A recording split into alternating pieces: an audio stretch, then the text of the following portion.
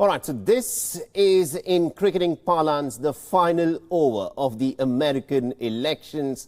It is going right down to the wire. There are about 4 or 5 states in which the vote count is extremely crucial.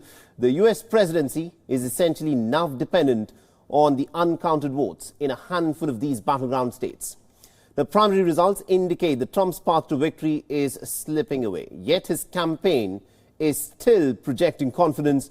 At his first public appearance since the early morning hours after Election Day, Donald Trump claimed that the Democrats were not just not winning the election, they were stealing the election. Because according to Donald Trump, if they were to count only the legal votes, then it is quite clear that he is the one who should be winning. If you count the legal votes, I easily win.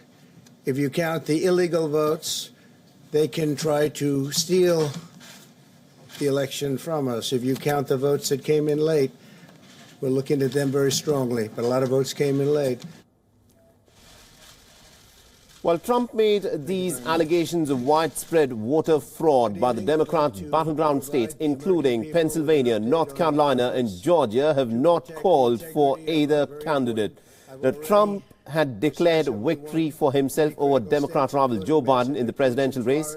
Trump has also publicly called for vote counting to stop by citing allegations of widespread fraud and misconduct. So I believe the party of inclusion. The voting apparatus of those states are run in all cases by Democrats. We were winning in all the key locations. All right, now to get us more insights in terms of what is actually happening now in the vote count in some of these very crucial states in the United States, we're joined in by our correspondent Jagrati Dave. She's joining us live from Washington, D.C. and has been tracking all the developments very closely for us. Jagrati, a little while back I had spoken with you and we were discussing as to how it is going right down to the wire. I want to talk about this very fascinating state of Georgia. This is considered a traditional red state, something that Donald Trump was hoping that he would see through. But now the lead that Donald Trump there has is less than 2,000. Are we now looking at the possibility that Georgia could slip out of Trump's hands?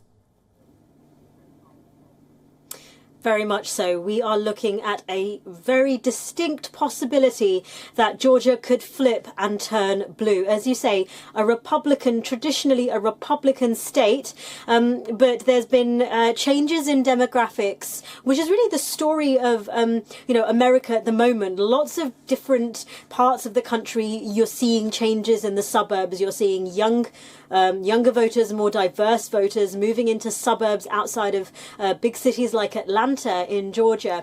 And Fulton County is one of the places, which is this county where Atlanta is where a lot of these results are coming in.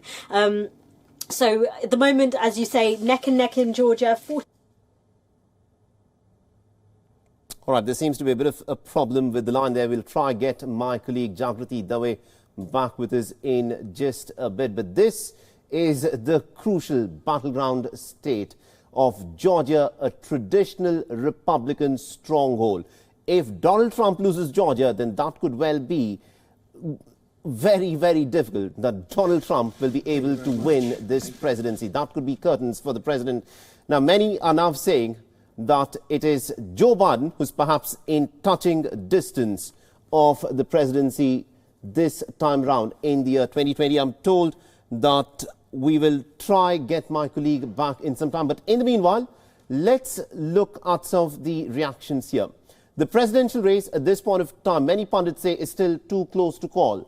But the trends are very clear. It is Joe Biden in states such as Georgia and Pennsylvania, where he's trailing. It is Joe Biden who's catching up.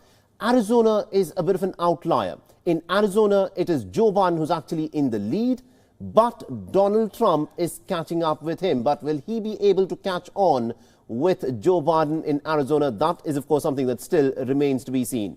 With Georgia and Nevada's electoral votes on the line, Joe Biden has issued a short statement from his home state of Delaware. He's urged his follower to remain patient.